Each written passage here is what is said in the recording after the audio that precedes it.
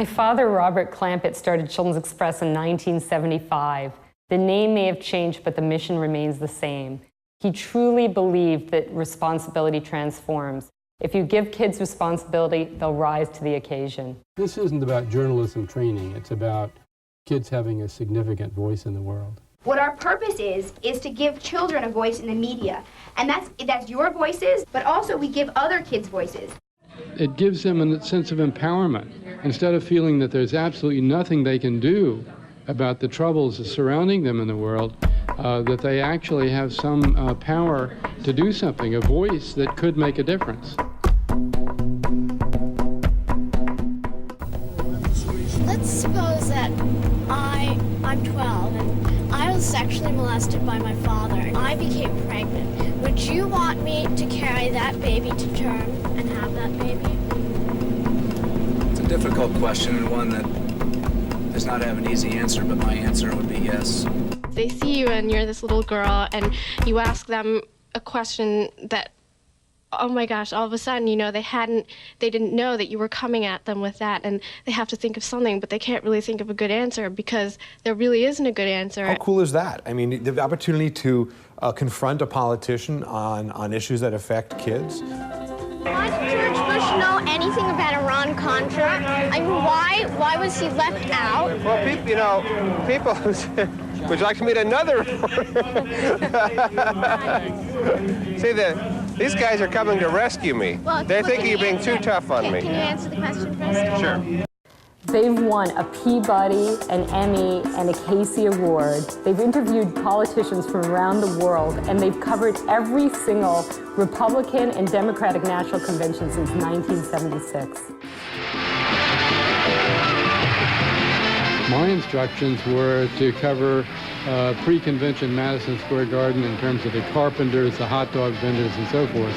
The children went into that convention, however, and much to my astonishment, they never asked a single question that I suggested, but they wanted to know what the issues were going to be at the convention. Then they went into the convention, and they got the two major scoops of the convention. One, who Carter was naming as his vice presidential candidate, and secondly, a fascinating interview with Chicago Mayor Richard Daley. Daley claimed that the riots and demonstrations of the 1968 convention had been invented by the press, and he became the laughingstock of the convention as a result of our interview. So from that moment on, Children's Express became more hard-edged in terms of its interests.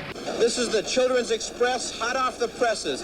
You're from Children's Express? Yeah, I'm a reporter. You should get to know these folks, because someday you may be doing what they're doing. What do you think our chances are of getting the Iranian hostages back to America safely? The Iranian hostages safely to America, I'm not certain. When do you think the Russians will pull out of Afghanistan? Whenever they feel it's in their interest. Our main mission was to get an interview with George Bush. We wanted to know why he won't sit down with reporters to answer questions in depth. We quickly discovered we were on a mission impossible. Then we spotted Lee Atwater, George Bush's campaign manager, a mastermind of the Bush strategy. Why hasn't Bush given us any interview yet? I mean, why is he so elusive? I didn't realize that y'all couldn't get an interview. Oh, yeah, we've already asked him. We just asked him. I'll look into that personally. What kind of role model are you going to be? I didn't take education as seriously as I should have, and I regret that. And that was a mistake I made in life, and I'm paying for it just because you happen to ask these questions here today. You know, and Dan Quayle actually gave me a cookie. You know. He gave you a cookie? Yeah, he gave me a chocolate chip cookie, and I was like, well, gee, Senator, these are swell.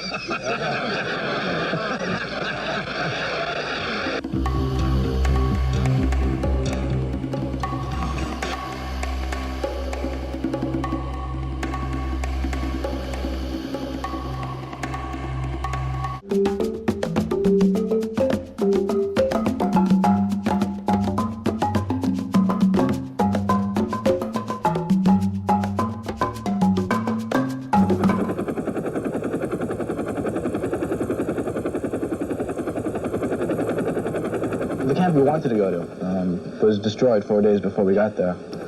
And the one we went to was almost like next in line to being attacked. In fact, there were landmines all around the area. I think the spirit of what Bob created, exactly how he created it, is as valid today as it was back in 1975. If you allow young people to be responsible for their lives and the lives of others. It's a transformative effect on everybody.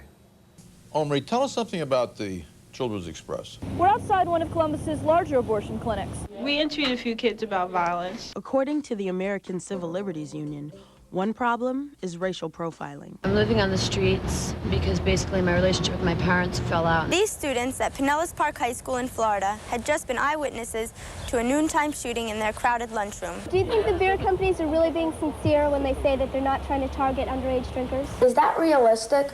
Aren't kids going to go out and think, you know, I think I'll just go shoot something, I'll probably miss it because G.I. Joe always does? Aren't they going to go out and try the same thing that they see on TV?